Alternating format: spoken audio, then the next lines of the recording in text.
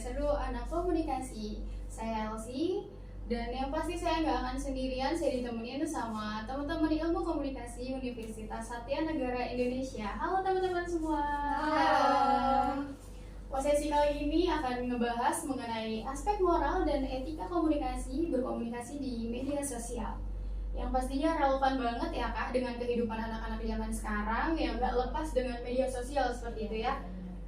Etika berbicara tentang tingkah laku manusia yang dinilai baik atau buruk oleh masyarakat dapat dilihat dari lazim atau tidaknya perilaku itu di dalam masyarakat, Kak. Tanpa prinsip etika, sangat mustahil masyarakat dapat hidup harmonis tanpa merasa ketakutan, kecemasan, kekecewaan, atau keputusasaan. Terlebih di dunia virtual dengan menggunakan media sosial, kita nggak kelihatan dengan wujud fisik kita seperti apa ya, Kak. Kemudian, moral atau akhlak sebagai perwujudan dari tingkah laku manusia. Moralitas bermedia sosial merupakan pola tingkah laku individu dalam menggunakan media sosial. Tingkah laku itu terikat kuat untuk mencapai tujuan yang baik atau sesuai dengan norma-norma dan nilai yang terkandung di budaya kita yang pasti, atau bahkan sebaliknya gitu ya Kak. Moralitas ini mempengaruhi setiap individu dalam menggunakan media sosial. Apakah dengan tujuan untuk mencapai kebaikan, kemaslahatan, atau justru bertentangan dengan nilai-nilai norma yang tadi.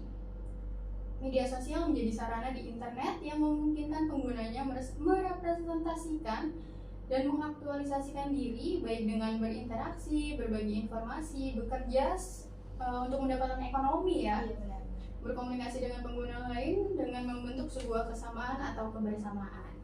Podcast kali ini Kak, aku mau tanya nih sama teman-teman semua mengenai etika dan moral ya di media sosial, yang pasti kita nggak lepas kan dari media sosial. Kita terus pasti mantengin media sosial. Seefektivitas apa penggunaan pesan visual seperti gambar, stiker, atau emoji untuk berkomunikasi di media sosial menurut kakak-kakak semua nih?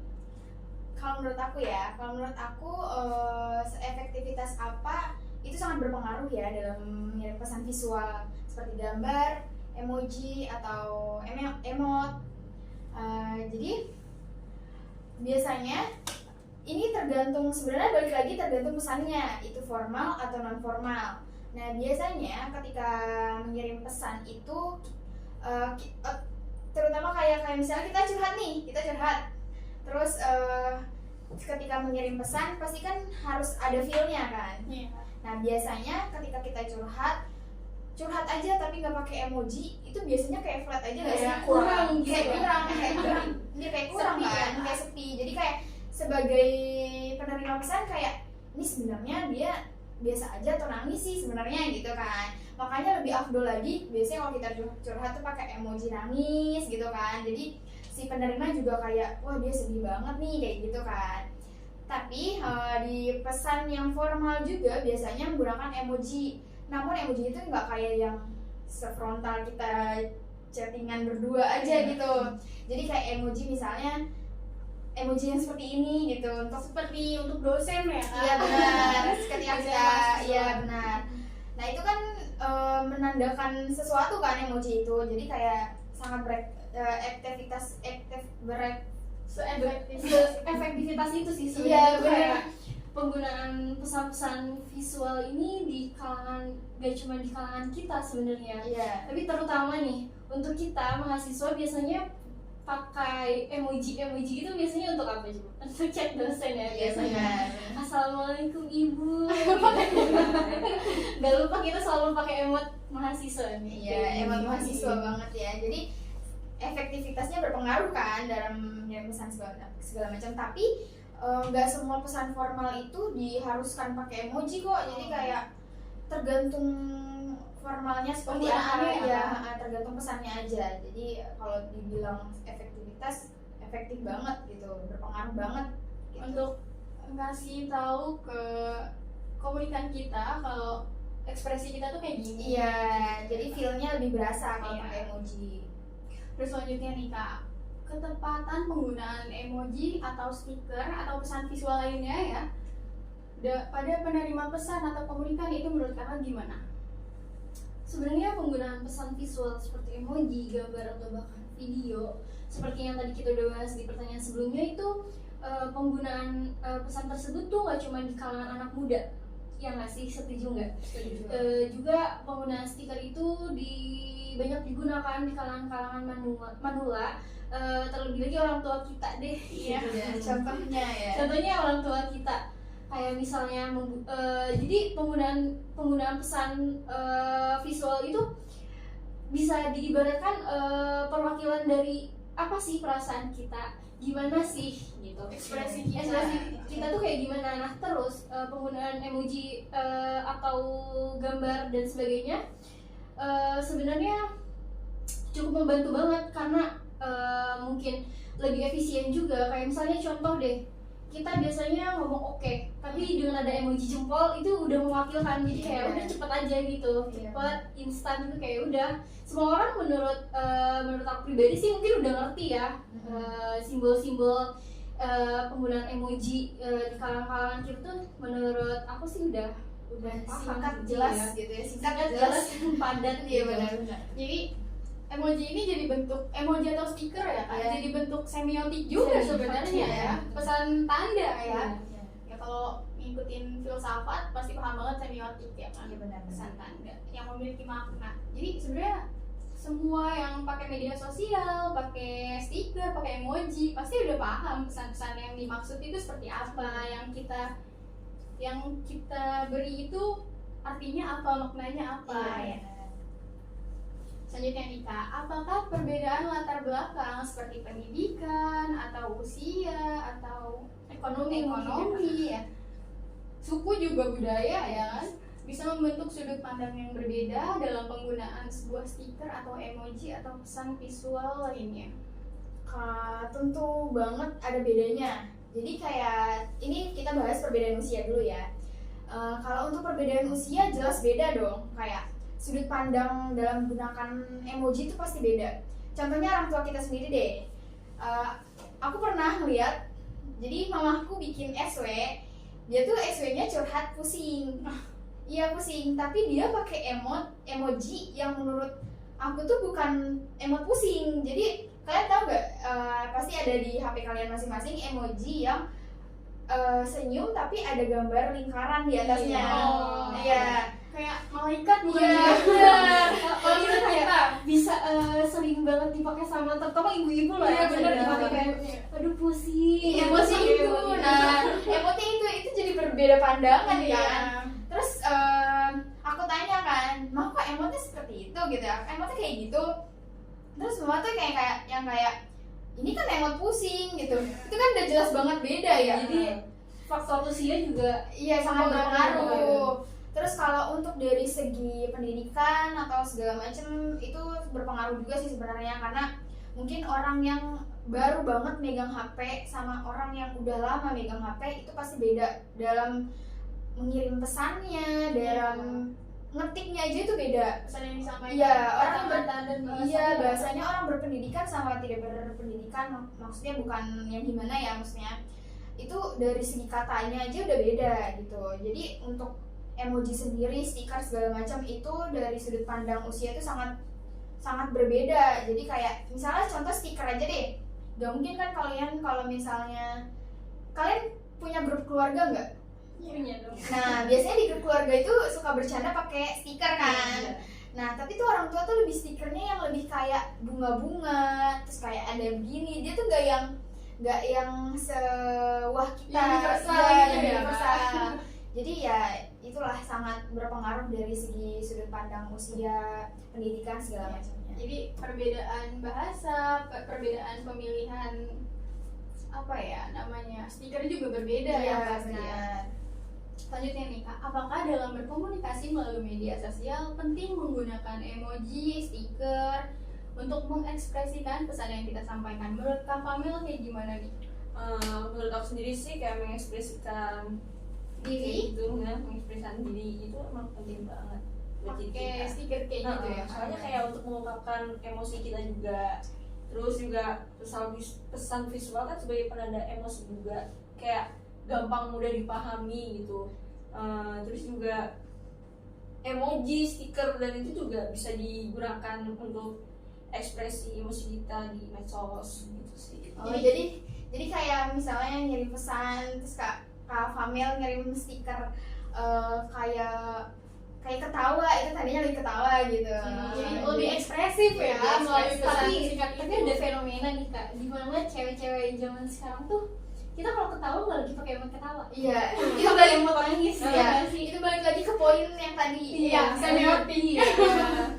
Yang perbedaan. Tapi itu sebenarnya apa ya, perbedaan makna, tetapi makna tersebut sudah disetujui oleh kalangan mungkin Udah. seluruh kalangan. itu Iya, udah kalangan. survei. Iya. Surveinya udah jelas gitu ya. Karena udah semuanya pasti, kalian kalau curhat udah semuanya pasti pakai emot nangis itu. Iya. Jadi atau kalau ketawa segala macam. Jadi kayak topeng aja sebenarnya Iya, ya. iya, benar-benar. Selanjutnya, ini yang terakhir pertanyaan dari aku, apakah yang harus kita lakukan ketika penerima pesan atau komunikan kita salah memaknai pesan visual berupa gambar ataupun stiker saat berkomunikasi? Oh, ini kayak ini ya, kayak misalnya salah Salah tangkap, salah iya, tangkap salah gitu. maknai, ya. Jadi kayak apa namanya? Karena mungkin ada Ya, perbedaan tadi apa, perbedaan ya, latar perbedaan. belakang tadi, kalau menurut saya sih langkah pertama tentunya ngejelasin dulu dong. Iya, iya. Maksud kita tuh gak kayak gitu kok gitu. Kayak kita ngejelasin lagi supaya tidak terjadinya kesalahpahaman atau miskomunikasi. Setelah itu tentunya kita harus minta maaf kalau misalnya itu menyinggung atau dan lain sebagainya, kita tentunya menjelaskan dulu terus minta maaf kayak ya, maksud kita gak kayak gitu kok gitu, biar gak jadi masalah. Berarti dari segi kesalahpahaman ini udah terlihat jelas dong, pesan ini tuh dikirim nggak yang seumuran. Iya, biasanya. Iya. Ya karena kalau seumuran pasti kan nggak ada yang namanya marah kan atau tersinggung segala macam. Banyak juga sih bentuk latar belakang psikologisnya lagi seperti apa Iya. juga kan itu berpengaruh gitu ya Kak. Ya. Jadi bisa disimpulkan nih Kak, penggunaan emoji pada suatu percakapan atau suatu perkataan dalam berkomunikasi dengan media digital itu dapat mempengaruhi persepsi seseorang secara signifikan. Yang pasti pengaruh ini mampu meningkatkan tingkat efektivitas komunikasi digital, meskipun untuk menyamakan persepsi antara dua orang atau lebih itu bukan hal yang mudah begitu ya. Namun dengan menggunakan emoji dapat membantu mengurangi kemungkinan salah paham tadi. Ada tambahan dari kakak-kakaknya? Tambahan sedikit. Jadi kalau misalnya ngirim pesan lewat media sosial gitu visual seperti itu, sebenarnya banyak kesalahpahaman kalau dibilang daripada kita ngobrol langsung kan. Karena kalau misalnya ngobrol langsung salah sedikit kita langsung kayak ngejelasin langsung ya. Nah, tapi balik lagi ke orangnya masing-masing dalam ngirim pesannya gitu. Jadi kayak makanya diperlukannya emoji, stiker gitu kan, nggak mungkin kayak flat aja gitu. Untuk lebih memudahkan mengetahui ekspresi yang kita kirim Iya, seperti apa. benar. biar hidup aja obrolan. Iya. Terus juga kita sebagai apa ya, pengirim pesan tentunya harus lebih hati-hati dong, Iya. ya, sampai kita menciptakan kesalahpahaman tersebut gitu. Bisa dikurang-kurangin ya. Iya. Menciptakan kesalahpahaman. Nah guys, sebenarnya kita ini udah di penghujung waktu, tapi aku punya satu lagi pertanyaan buat teman-teman semua ya. Iya. Menurut teman-teman nih, apa yang harus kita lakukan ketika penerima pesan atau komunikan salah memaknai pesan visual yang kita kirim berupa gambar atau stiker saat berkomunikasi di media sosial? Kalau buat saya ya, kalau menurut saya hal yang paling banget yang perlu kita lakuin itu kita harus ngejelasin dulu. Iya. Kalau apa ya, pesan tersebut tuh nggak sesuai dengan apa yang dia maknai gitu. Jadi tentunya biar nggak terjadi kesalahpahaman, kita harus menjelaskan kayak maksud kita nggak gitu kok gitu. Terus juga kita tentunya meminta maaf kalau memang pesan tersebut itu menyinggung. Iya. Gimana nih kakak-kakak? Berarti itu lebih banyak terjadi biasanya karena pesan yang tidak berbedanya usia ya kan, berbeda terjadi biasanya di situ. Perbedaan latar belakang tadi ya, Iya, Kak, yang benar. jadi Makanya pengaruh ada penting juga. perbedaan makna kan. Iya. Sama perbedaan psikologis juga sih Kak, yang pasti itu Iya. jadi pengaruh utama juga sebenarnya, karena kita sebenarnya nggak ngerti kan kalau di media sosial tuh kita nggak tahu nih komunikan kita psikologisnya lagi seperti apa, kondisi di tempat dia saat itu lagi seperti apa, itu yang akan jadi pengaruh besar seperti itu. Iya, benar-benar.